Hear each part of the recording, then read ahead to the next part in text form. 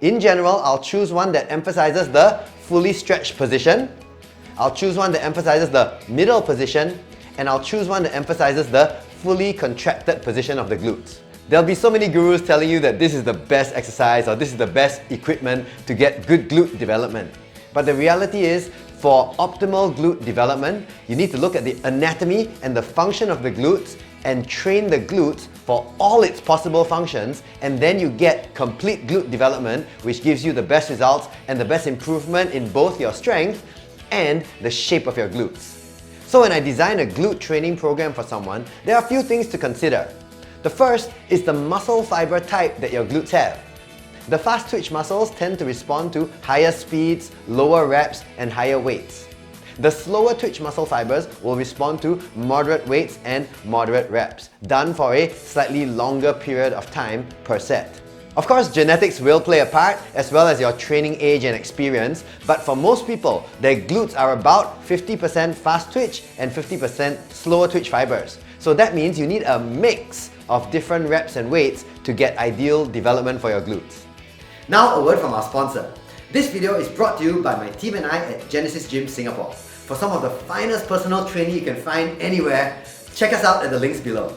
This also means that a program that tells you to do just heavy deadlifts and squats may not give you full development.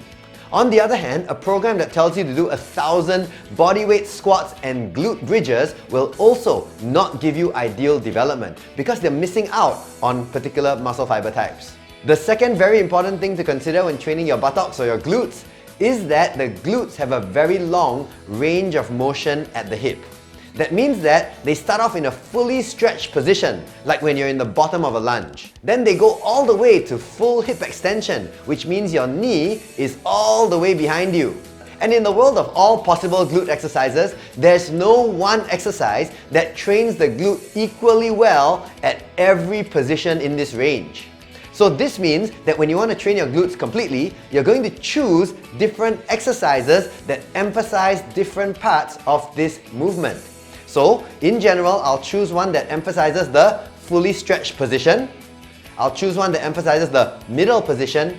And I'll choose one that emphasizes the fully contracted position of the glutes. The final thing to consider if you want really great glute development is that the glutes look very nice and function really well when they are joined with good hamstring function.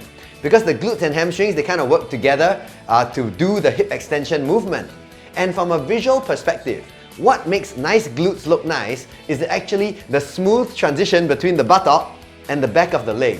There's no point having really perfect glutes, but the hamstrings are so undeveloped that the glutes kind of, they sag over the hamstring.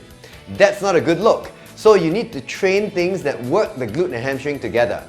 Some examples of exercises that train the glutes really well in the fully stretched position are step-ups with your upper body leaning forward, and also low bar back squats, especially when done barefoot with your feet turned slightly out. Some examples of exercises that train the middle position of the glute movement very well are many kinds of deadlifts, like Romanian deadlifts, good mornings, and 45-degree back extensions. And finally, examples of exercises that train the fully contracted position of the glutes really well are things like glute bridges, explosive kettlebell swings, and also flat back extensions. Once you know which type of exercises train which position of the glutes, then you need to choose the right exercise for your own fitness level, training experience, and even your own injury history. For example, if you have a history of lower back pain, you probably wouldn't choose heavy back squats.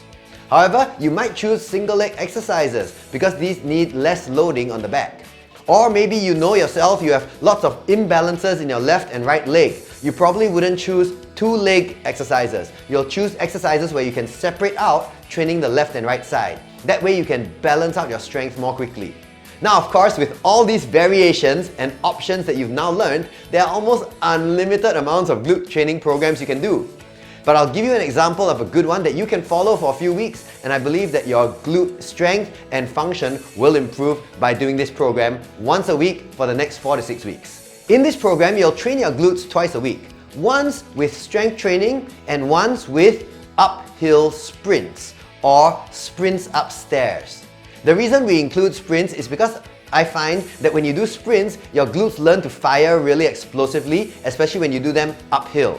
And also, sprints tend to use your glutes and hamstrings together really well. So you get to see that nice transition between the glutes and the back of your leg, which of course everyone wants to see to have the nice looking buttocks. So you would do 15 seconds of uphill sprints or stair climbing sprints, non-stop, and then rest 2 minutes, and then repeat this 8 times.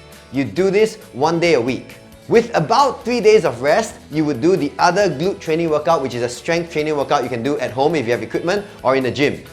This workout has 3 exercises, 1 for each position of the glutes. And it will use 3 different types of rep ranges so that you train the different fiber types in the glutes also. The first exercise would be a step up with your upper body leaning forward. I would do this for 8 reps, control the descent, and come up fast. The key points are not to jump off your back foot, but rather pull with the front foot to use your glutes to lift your body up. Okay, so that's the first exercise. You do 8 reps per side, down under control, use your front foot to drive yourself up with your upper body leaning forward. At the top, contract your glute forcefully. With all single leg exercise, you do your weaker leg first, then your stronger leg. After exercise 1, there'll be no rest. For exercise 2, it's single leg Romanian deadlifts.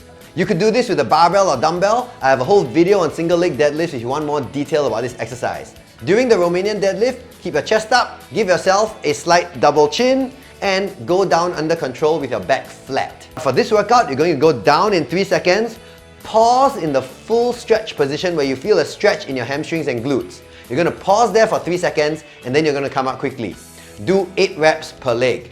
After exercise 2, you're not going to rest also. Then finally, you're going to go to a single leg hip thrust. You're going to go up, squeeze for 2 seconds, and then down. You're going to do 16 reps per leg, again, weaker leg first. The first exercise trains the fast twitch fibers, the second exercise, the medium, and the last exercise, the slower twitch fibers. Once you've completed all 3 exercises, you rest 3 minutes. This is 1 round. In the beginning, the first week, maybe you do 3 rounds, and as you progress, you can do up to 5 rounds. Once you reach 5 rounds in maybe week 2 or 3, you add weight every time you do the workout. So that each time you do the workout, you're slowly progressing either in weight, rounds, or repetitions per set. So put 2 days of training per week on your glutes, 1 in the strength training, 1 with the uphill sprints. And within 4 to 6 weeks, you will have a noticeable improvement in your glute function and glute shape. I hope you can try this glute training program. If you have any questions or comments, please place them below. And I hope you found this video useful. For more educational, science-based fitness content, please subscribe to my channel.